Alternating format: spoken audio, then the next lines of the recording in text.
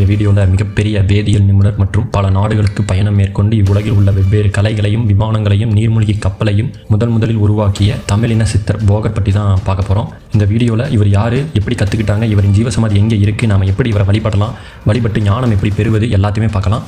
எனக்கு கிடைத்த குறிப்புகளை வைத்து தான் இந்த பதிவை ரெடி பண்ணியிருக்கேன். தவறாக இருந்தால் கமெண்ட்டில் சொல்லுங்கள். இது போன்ற அனைத்து சித்தர்களின் வரலாறு பற்றி தெரிஞ்சுக்க சப்ஸ்கிரைப் பண்ணிடுங்க. மேலும் அகத்தியர் திருமூலர் பற்றிய குறிப்பு வீடியோ அப்லோட் பண்ணியிருக்கேன், அதையும் பாருங்கள். சரி, போகருடைய பிறப்பு பற்றி பார்த்துடலாம். இவர் திண்டுக்கல் மாவட்டத்தில் பழனிமலை அடிவாரத்தில் உள்ள வைகாவூர் என்ற கிராமத்தில் கிமு 500 கிமு 100க்கு இடைப்பட்ட காலத்தில் விஸ்வகர்மா குலத்தில் பிறந்திருக்காரு. இவர் தன்னுடைய தாத்தா கிட்ட கல்வி, அதாவது எழுத படிக்க கற்றுருக்காரு. ஆனால் இவர் சிறு வயதிலேயே ஆன்ம ஞானத்தோட பிறந்தனால அவருடைய தாத்தா கிட்ட கல்வி கற்று அனைத்து சித்தர்களுக்கும் ஏற்படும் கேள்வி, அதாவது உலகம் எப்படி உருவாச்சு, எத்தனை கோள்கள் இருக்குது, நாம ஏன் பிறந்தோம், எத்தனை நாடுகள் இருக்குது, எத்தனை மொழிகள், பண்பாடுகள், சமுதாயங்கள், கடவுள்கள், இப்படின்னு எண்ணற்ற கேள்விகள் இவருக்குள்ளே இருந்திருக்கு.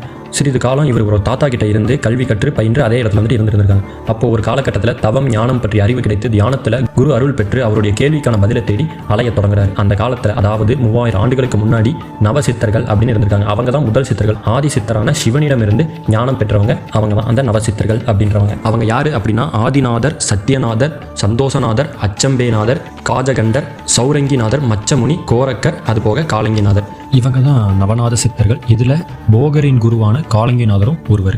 அந்த காலத்தில் உலகம் பற்றில சித்த புருஷர்கள் மற்றும் யோகிகள் எல்லாருமே இமயமலைக்கு ஒப்பான மேருமலையில் தான் ஆழ்நிலை தியானத்தில் இருப்பாங்க. ஏன் இப்போ கூட இருக்காங்க. சித்த வழிமுறைகளை பின்பற்றும் ஒருவனால் மட்டும் அங்கே போனோம் அப்படின்னா அவங்களாம் காட்சி கொடுப்பாங்க. சரி, நம்ம போகர் அந்த மலைக்கு பல கேள்விகளோட மூலிகைகளை தேடி பயணம் மேற்கொள்கிறாரு. அந்த டைமில் காலங்கிநாதர் மகா சமாதி அடைந்து அந்த இடத்துல இருந்திருக்கிறாங்க. அந்த மகா சமாதி அடைந்த காலங்கிநாதரை இவர் வழிபட்டுட்டு பொறுமையாக பயந்துக்கிட்டே மூலிகைகளை தேடி அந்த மலையில் சுற்றி திரிந்து பல மூலிகைகளை கண்டுபிடிக்கிறார். மூலிகை ஞானம் அவருடைய தாத்தா கிட்ட இருந்து கிடைச்சிருக்கு. ஆனால் போகர் கிட்ட ஒரு பழக்கம், எந்த செடியாக இருந்தாலும் மூலிகையாக இருந்தாலும் அவர் உடம்புல பரிசோதித்து தான் முடிவு எடுப்பார். இறப்புக்கும் துணிந்தவர் தான் இந்த போகர் அப்படின்றவர். பல மூலிகைகளை பயன்படுத்தி சிறிது நாளில் அவருடைய தேகம் மெருகேறிய உடல், அதாவது இரும்பை போல பல மடங்கு சக்தி பெற்றுச்சு. இதுவோட இவருக்கு கர்வமும் சேர்ந்து வந்துருச்சு. யாம் பெற்ற மூலிகை சக்திகளை காலங்கிநாதருடைய எந்த சீடர்களும் பெற்றிருக்க மாட்டாங்க அப்படின்னு மனசில் நினச்சிட்டு நெஞ்ச நிமிர்த்தி காடுகள் அதிரும்படி நடக்கிறாரு. அப்போது மேருமலையில் இமயமலையிலையும் சூட்சம உடம்புல பல 100 ஆண்டுகள் தவம் இயற்றிய சித்தர்கள் தவம் கலைந்து போகருக்கு காட்சி கொடுக்குறாங்க. அதை போகர் பார்த்து பயந்து போய் அவங்களெல்லாம் பணிந்து திடுக்குன்னு அப்படியே பயந்து போய் அவங்களெல்லாம் பார்த்து பணிந்து வணங்குறாரு. அப்போ அந்த சித்தர்கள், நாங்கள் எல்லாம் காலங்கிநாதருடைய சீடர்கள், அவரின் அருளால் ஞானம் கிடைத்து பல 100 வருடங்கள் தவத்தில் இருந்தோம். ஆனால் நாங்கள் இருந்த பல 100 வருடம் எங்களுக்கு ஒரு நிமிடம் போல இருந்துச்சு அப்படின்னு போகர்கிட்ட சொல்கிறாங்க. அப்போ போகர் வியந்து போய் அவங்க தவம் என்கிற பெரிய செயல், இதுக்கு முன்னாடி நான் கற்ற தாது சித்து வித்தைகள் எல்லாம் ஒன்றும் கிடையாது என்ற எண்ணம் அவருக்குள்ள தோன்றுது. அத்தோடைய அவருடைய கர்வமும் அடங்குது. அதை உணர்ந்த சித்தர்கள் போகருக்கு பல சித்த ரகசியங்களையும் வித்தைகளையும் கற்றுக் கொடுக்குறாங்க. அதில் ஒரு சித்தர் போகர் மீது ரொம்ப கனிவு காட்டி அமிர்தமணி பழம் என்ற தேவகனி மரம் ஒன்றை காட்டி, இந்த பழத்தை சாப்பிட்டா ஆயுள் முழுக்க பசிக்காது, நரை மூப்பு என்ற மனித உடம்பின் பிணிகள் அகலும், இதை உண்டு தான் பல சித்தர்கள் இங்கே தவம் போயிடறாங்க, இது உனக்கும் உதவும் என்று அவங்கள்ட்ட அவர் போகருக்கு அருள் புரிகிறார். உடனே போகர் அதை உண்டு உடம்பின் பிணியான பசி, தாகம், மூப்பு அப்படின்ற 3ல் இருந்தும் விடுதலை பெறாரு. இத்துடன் அவருக்குள்ளே ஏற்பட்ட பல கேள்விகளுக்கான விடை தெரிந்து அதை அனைத்தையும் மனித குலத்துக்கு பயன் பெற வேண்டும் என்று எண்ணி போகர் 12,000, 7,000, 17,000 சூத்திரம், 700 போகம் அப்படின்னு சுவடிகளை எழுதுறாரு. இந்த நற்செயலால் அவருக்கு ஆபத்தும் ஏற்படுது. என்ன அப்படின்னா, மனித சமுதாயன்றது கர்ம பயன்களை அனுபவித்து சித்த நிலையை பிற நிலைகளையும் அடையணும், இது இயற்கைக்கு கேடு விளைவிக்கும் வகையில் இருக்குது அப்படின்னு அனைத்து சித்தர்களும் போகருக்கு எதிராக திரும்பிட்டாங்க. போகர் இதையெல்லாம் கண்டுக்காம இரும்பை தங்கமாக மாற்றுறது, குளிகைகளை கொண்டு உடம்பை இரும்பை போல மாற்றுற வித்தை, சஞ்சீவினி மூலிகை எப்படி கண்டுபிடிக்கலாம், பறிக்கலாம் அப்படின்ற மந்திர தந்திர வித்தைகள் அப்படின்னு எல்லாத்தையும் எளியபடியாக உருவாக்கினார். சஞ்சிகை மூலிகைன்றது ஓடும் தன்மை பெற்றது. தன்னை யாராவது பறிக்க வந்தாங்கன்னா பாதுகாத்துக் கொள்றதுக்காக ஓடிவிடும் தன்மை பெற்றது தான் இந்த சஞ்சீவினி. அதை எப்படி பறிப்பது என்ற வித்தை முதற்கொண்டு அனைத்தையும் பற்றி விவரிச்சிருக்காரு இந்த போகர் அப்படின்றவர். இது போக அமிர்தத்துக்கு இணையான ஆதி ரசத்தையே போகர் கண்டுபிடிச்சு வச்சிருக்கிறார். இது மனிதர்களும் அசுரர்களும் உண்டாங்க அப்படின்னா தேவநிலை அடைஞ்சிருவாங்க அப்படின்னு பயந்த சித்தர்கள் சிவபெருமானிடம் முறையிட்டிருக்காங்க. சிவனும் போகரிடம் சென்று அனைத்தையும் கேட்டு, போகர் போன்ற ஒரு சித்தரால் மட்டுமே இதை புரிந்து கொள்ள முடியும், சம மனிதர்களால் முடியாது என்பதை அறிந்து போகரை வாழ்த்தி ஆசீர்வதிக்கிறார். இதனால இவருடைய புகழ் 8 திசைகளையும் பரவி பலரும் இவரிடம் குளிகைகளும் கற்பங்களும் கற்று மற்றும் பெற்று பயனடைஞ்சிருக்கிறாங்க. இது போக தமிழ்நாட்டில் இருக்கிற மாதிரி நவநாகரிகம் மற்ற மூலிகைகள் இலங்கை மற்றும் சீன தேசம் போன்ற இடத்துல எல்லாம் இருக்குது அப்படின்னு தெரிஞ்சுக்கிறாரு. போகர் இதுக்காக சீன தேசம், இலங்கை அப்படின்ற இடங்களுக்கு அடிக்கடி போயிட்டு இருந்திருக்கிறாங்க. இது போக சீன மக்களுக்கு வானூர்தி மற்றும் நீர்மூழ்கி கப்பல்களை செஞ்சும் கொடுத்துருக்காரு. கடலில் எந்த இடத்துல அதிகப்படியான முத்து கிடைக்கும் அப்படின்ற அனைத்தையும் வந்துட்டு சொல்லியும் கொடுத்துருக்காங்க.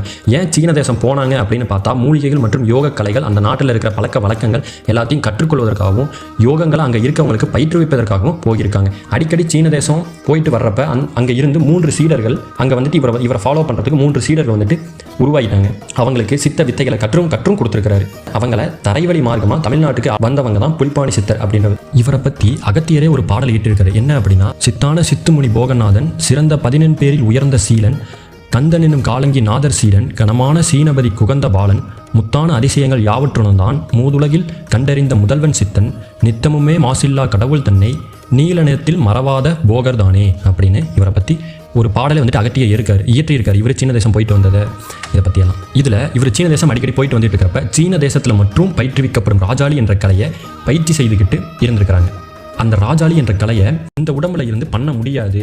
அந்த சூழ்நிலைக்கும் தட்பவெட்ப நிலைக்கும் மற்றும் உணவு பழக்க வழக்கங்கள் இந்த உடம்புல சேர சிறிது காலம் ஆகும். அதுபோக சீனர்கள் வெளிநாட்டவர்களுக்கு அவர்களுடைய கலைகளை கற்றுக் கொடுக்க மாட்டாங்க என்று அறிந்து அங்கு உள்ள சலவை தொழில் செய்யும் மகனின் உடம்புல கூடு விட்டு கூடு பாய்ந்து கற்றுக்கொள்ள தொடங்குறாரு. அந்த சீன மனிதனோட பெயர் தான் போயாங் என்ற பெயர். பிறகு சிறிது காலம் அங்கேயே கற்றுக்கொள்ளும் முயற்சியில் இருந்தப்ப தலையில் அடிபட்டு அவர் யாரு அப்படின்றதையே மறந்து அங்கேயே நீண்ட காலம் வந்துட்டு தங்கிட்டு இருந்தார். அதாவது சக மனிதனாக தங்க ஆரம்பிச்சிட்டார்.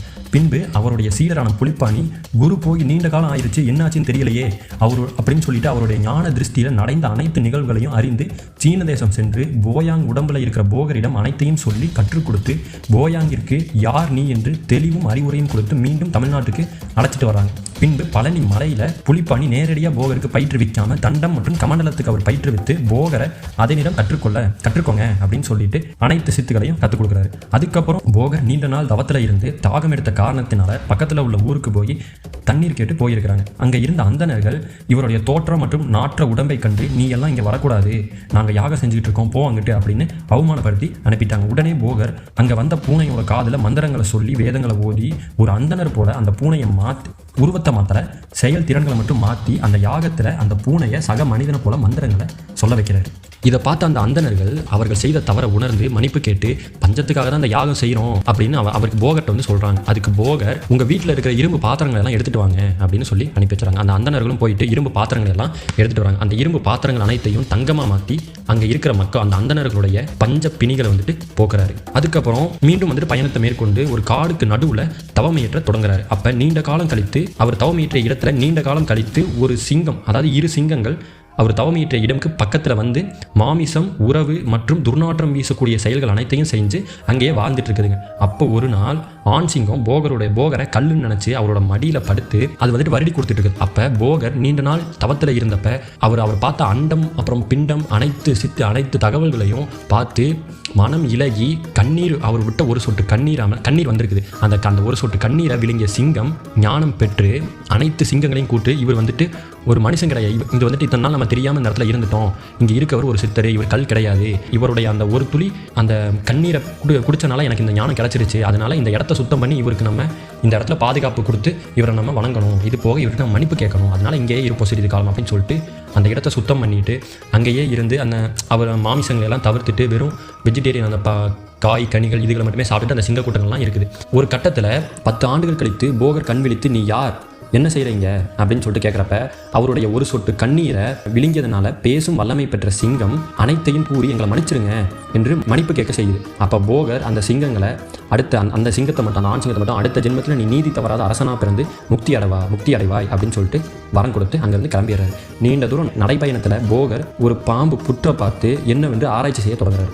அதுக்குள்ள ஒரு மனுஷன் தவமீற்றி இருப்பதை அறிந்து அவரின் அருள் வேண்டும் என்று ஆசைப்பட்டு அவரும் தியானம் செய்ய தொடங்குறாரு. பின்பு சில ஆண்டுகள் கழித்து புற்றை உடைத்து வெளிவந்த மனிதர் போகருடைய தியானத்தை கலைத்து அருள் வந்துட்டு போகருக்கு கொடுக்க ஆரம்பிக்கிறாரு. அப்போ அந்த சித்தர் போகருக்கு பழம் மற்றும் பொம்மையை கொடுத்துட்டு இந்த பழத்தை சாப்பிட்டு பொம்மை கிட்ட கேளு இதோட பயன் என்ன அப்படின்னு சொல்லிட்டு மீண்டும் தவத்துக்குள்ள போயிடுறாரு. பின்பு போகர் அந்த பழத்தை சாப்பிட்டு அந்த பொம்மையிடம் கேட்டு பழத்தின் அருமை வந்துட்டு தெரிஞ்சுக்கிறார். இந்த பழம் உனக்கு பசி தாகம் தூக்கம் போக்கும் மற்றும் சித்திகளை பெறுவதற்கான உடல் வலிமை தவமையற்ற தேவையான சக்திகளை கொடுக்கும் அப்படின்னு சொல்லுது. இதை அறிந்த சித்தர் கேட்டு முடிச்ச பின்னாடி அந்த பொம்மையை தரையில் வச்சிடறாங்க. அதுக்கப்புறம் அந்த பொம்மை பூமிக்குள்ளே போகிறது. போகர் சிவன் அருளால சித்தம் தெளிஞ்சிருச்சு என்று எண்ணி மீண்டும் பயணத்தை மேற்கொள்றாரு. அப்ப ஒரு கிராமத்துக்கு போறாரு. அங்க ஒரு இளம் பெண் தன்னுடைய கணவனை இழந்து அவனுடைய சடலத்துக்கு முன்னாடி அழுதுகிட்டு இருக்கிறத பார்த்து போகர் மனம் உருகி இந்த இளைஞனை வந்துட்டு நம்ம உயிர் பெற வைக்கிறதுக்கான சஞ்சீவி மந்திரத்தை தேடி போக ஆரம்பிக்கிறார். அந்த சஞ்சீவி மந்திரத்தை தேடி அவர் போன இடம் அப்படின்னு பார்த்தீங்கன்னா மேருமலை. அந்த இடத்துல வந்துட்டு அவர் போறாரு. அவர் வந்துட்டு அங்கே இருக்கிற சித்தர்கள்ட்ட போயிட்டு வந்துட்டு இந்த மாதிரி ஆயிடுச்சு, நான் அவனை உயிர்ப்பிக்கணும், அதுக்கோசரம் எனக்கு சஞ்சீவி மந்திரத்தை வந்துட்டு கொடுங்க, அந்த பெண்மணி ரொம்ப அழுதுட்டு இருக்கிறாங்க, அவனை நான் வந்துட்டு அழுகையிலேருந்து காப்பாற்றணும் அப்படின்னு இலகிய மனதோட அவர் வந்துட்டு கேட்குறாரு. அங்கே இருந்த சித்தர்கள் இச்செயலை நீ செய்யக்கூடாது, இது இயற்கைக்கு புறம்பானது, அதற்கு பதிலாக ரசவாத வித்தைகளையும் தத்துவ சித்திகள் எல்லாத்தையும் வந்துட்டு நான் உனக்கு சொல்லிக் கொடுக்குறோம் அப்படின்னு சொல்கிறாங்க. அதாவது மூலிகை ரசவாதம் ரகசியங்களை அவங்க போகருக்கு வந்துட்டு கற்றுக் கொடுக்குறேன் அப்படின்னு சொல்கிறாங்க. பின்பு போகர் அதையெல்லாம் கற்றுக்கிட்டு பின்பு போகர் அனைத்து மக்களுக்கும் நான் கற்ற வித்தைகள் சேரணும் அப்படின்றதுக்காக போகர் 7000 என்ற 7 காண்டங்கள் மற்றும் 7000 பாடல்களை கொண்ட ஒரு நூலை வந்துட்டு உருவாக்குறாரு. பின்பு சித்தர்கள் இந்த புத்தகத்தை படித்து இந்த புத்தகம் பிற மனிதர்கள் கிடைச்சா அவர்களும் சித்தர்கள் ஆகிடுவாங்க, உலகம் சமநிலையை இழந்துடும் என்று பயந்து சிவனின் அவதாரமான தட்சணாமூர்த்தியிடம் சொல்லி நீதி வழங்க சொல்கிறாங்க. சொல்லி நீதி கேட்குறாங்க அவர்கிட்ட போயிட்டு. தட்சணாமூர்த்தி போகர் செய்த அனைத்தையும் ஞான திருஷ்டியில் கண்டு போகரிடம் நீ சிங்கத்துக்கு முக்தி வழங்கினாயா, அந்தணர்களுக்கு தங்கம் செய்து கொடுத்தாயா, ஒரு மனிதனை உயிர் பெற வைக்கும் முயற்சி செய்தாயா என்று கேட்டு நீ அது போக அவர் எழுதிய நூலை படித்து பின்பு போகரை அந்த புத்தகத்தை காரணம் காட்டி தட்சணாமூர்த்தி ஆசி வழங்கி அனுப்பிவிடுகிறார். பின்பு போகர் தனது சீடர்களுக்கும் அனைத்தையும் கற்றுக் கொடுத்துட்டு நீங்கள் பெற்ற சித்திகளை பரிசோதிச்சு பாருங்க அப்படின்னு சொல்லிட்டு தவத்தில் வந்துட்டு திரும்பவும் போகர் போயிடுறாரு. தவத்தில் அவரின் குருவான காலங்கிநாதர் தோன்றி பழனி மலையில் எனக்காக ஒரு சிலை வந்துட்டு உருவாக்கு அப்படின்னு கூறிட்டு மறைஞ்சிடறாரு. மீண்டும் அதே தவத்தில் பார்வதி அம்பாள் பழனி சிலைக்கு சென்று சிலை உண நிறுவு அப்படின்னு கூறிட்டு அவங்களும் மறைஞ்சிடறாங்க. இதுக்கப்புறம் போகர் அவரின் குரு மற்றும் அம்பாள் இவங்க 2 பேர்த்தோட கட்டளையை நிறைவேற்றத்துக்காக பழனிக்கு சென்று அனைத்து மக்களுக்கும் நலம் பெறும் வகையில் இந்த சிலை இருக்கணும், வெறும் கற்சிலையாக மட்டும் இருக்கக்கூடாது என்று எண்ணி தவத்தில் மனித நாகரிகம், கோள்கள் அடிப்படை, மனித உடம்பில் உள்ள நவத்வாரங்கள் மற்றும் ரசவாதம் பற்றி அறிந்து 9 விஷங்களை 2 முறை கூட்டி சிலை செய்ய முயற்சிக்கிறாரு. தோல்வியுற்றாரு. அதில் 3வது முறையில் தான் அந்த 9 விஷயங்களையும் சரியான விகிதாச்சாரத்தில் மண்ணச்சில ஊற்றி நவபாசான சிலையை வந்துட்டு போகர் உருவாக்குறாரு. பின்பு அந்த சிலையை பிரதிஷ்டை பண்ணி அபிஷேகம், அர்ச்சனை, பூசா விதிகளை உருவாக்கிட்டு அங்கேயே தங்கி தனக்குன்னு பழனி மலையில் அதாவது மூலவருக்கு பக்கத்திலேயே ஒரு குடில் அமைச்சு தியானம், தவம் மற்றும் பக்தர்களுக்கும் சீடர்களுக்கும் ஞானம் வழங்கிட்டு அங்கேயே இருந்து ஜீவசமாதி அடைஞ்சிடறாரு. இது போக போகர் செய்த நவபாசான சிலையில் முதல் சிலையை வந்துட்டு அவர் மறைச்சு வச்சுட்டார். 2வது சிலை பார்த்தீங்கன்னா அர்த்தநாதீஸ்வரர் ரூபத்தில் வந்துட்டு அவர் செஞ்சிருக்காரு. அந்த சிலையை திருச்செங்கோடில் வந்துட்டு அவர் பிரதிஷ்டை பண்ணியிருக்காரு. அந்த சிலைக்கு வந்துட்டு அபிஷேகம் பண்ண மாட்டாங்க. ஏன் அப்படின்னா அந்த சிலை வந்துட்டு நச்சுத்தன்மை கொண்டது, அதை வந்து நம்ம கண்களால் பார்க்க மட்டும்தான் முடியும், அதுலேருந்து வரதை நம்ம யூஸ் பண்ணக்கூடாது. அதே 3வது சிலை வந்துட்டு இவர் பழனி மலையில் நிறுவியிருக்காரு. அந்த பழனி மலையில் இருக்க அந்த விஷயங்கள் வந்துட்டு மூலிகையாக மாற்றத்துக்கான ஒரு செய்முறையை அவர் அதில் வந்துட்டு செஞ்சு வச்சிருந்தார். அதனால அது மேலே அபிஷேகம் செய்கிற திருநீரையும் சந்தனத்தையும் தன்னுடம்பையும் பூசிக்கிட்டு தானும் உண்டு உடல் திடம்பட நீண்ட காலம் வந்துட்டு வாழ்ந்துட்டு இருந்திருக்காரு. சரி, இவ்வளோதாங்க இவருடைய வரலாறுல எனக்கு கிடைத்த கூற்றுகள். சரி, போகர் பிறந்த காலம் அப்படின்னு பார்த்தா கிமு 500 கிமு 100க்கு இடைப்பட்ட காலத்தில் பழனிமலை அடிவாரத்தில் வைகா ஊரில் வைகசி மாதம் பரணி நட்சத்திரத்தில் இவர் பிறந்திருக்கிறார். இவருடைய குரு அப்படின்னு பார்த்தா காலங்கிநாதர், அகத்தியர், புலிப்பாணி ஏன் அப்படின்னு நான் உங்களுக்கு புலிப்பாணி சித்தர் வரலாறு வீடியோவில் சொல்கிறேன். சரி, இவருடைய சிஷியர்கள் அப்படின்னு பார்த்தா 9 பேர் இருந்திருக்காங்க. அவங்க யார் அப்படின்னா கொங்கணர், கருவூரார், சுந்தரானந்தர், மச்சமுனி, நந்தீசர், இடைக்காடர், கமலமுனி, சட்டைநாதர் மற்றும் முக்கியமானவர் புலிப்பாணி. சீனா, இலங்கை, கிரேக்கம் போன்ற நாடுகளுக்கு போயிருக்கிறார். இது போக வெடிமருந்தை முதல்ல கண்டுபிடிச்சவரும் போகர் தான். இது போக இவர் தமிழில் பல புத்தகங்களை எழுதியிருக்காரு. அதில் 64 மட்டும்தான் வந்துட்டு இப்போ கண்டறிஞ்சிருக்காங்க. இதில் 23 நூல்கள் மட்டும்தான் வந்துட்டு வெளியவே விட்டுருக்காங்க, அதாவது அச்சிட்டு வெளியே விட்டுருக்காங்க. இது போகவே இவர் சீன தேசத்துலேயும் பல புத்தகங்களை சீன மொழியில் வந்துட்டு இயற்றியிருக்காரு. இவங்க இயற்றிய புக்கிலேயே அந்த போகர் 12000 புக்கு வந்துட்டு ரொம்ப சிறப்பு மிக்கது. அந்த புக்கு வந்துட்டு எங்கேயுமே கிடைக்கல. அவங்க யாருக்காவது கிடைச்சதுன்னா யாராவது இருந்தால் கமெண்ட்ல போடுங்க. சரி, இந்த போகரை நம்ம எப்படி வழிபடுறது அப்படின்னு பார்த்தா அமாவாசை, பௌர்ணமி மற்றும் பரணி நட்சத்திர இருப்பு காலத்தில் தியானத்தில் ஓம் சித்தாதி சித்த போகமுனி போற்றி அப்படின்னு சொன்னீங்க அப்படின்னா இவருடைய அருள் வந்துட்டு உங்களுக்கு கிடைக்கும். இவருடைய அருள் மூலமாக ரசவாதம், வாணியல், மூலிகைகள் மற்றும் இதை பற்றி அனைத்து ஞானங்கள் வந்துட்டு உங்களுக்கு கிடைக்கும். இவ்வளோதாங்க போகருடைய வரலாறு. இதில் சொல்லியிருக்கிறதெல்லாம் எனக்கு கிடைத்த தகவல்கள், வரலாற்று கூற்றுகள்லேருந்து நான் எடுத்து உங்களுக்கு ஒரு வீடியோ வந்துட்டு ரெடி பண்ணி போட்டிருக்கிறேன். இது வரைக்கும் பார்த்த எல்லாருக்கும் நன்றி. சரி, அடுத்த வீடியோவில் அடுத்த சித்தரான கோரக்கர் பற்றி சொல்கிறேன். நன்றி, வணக்கம்.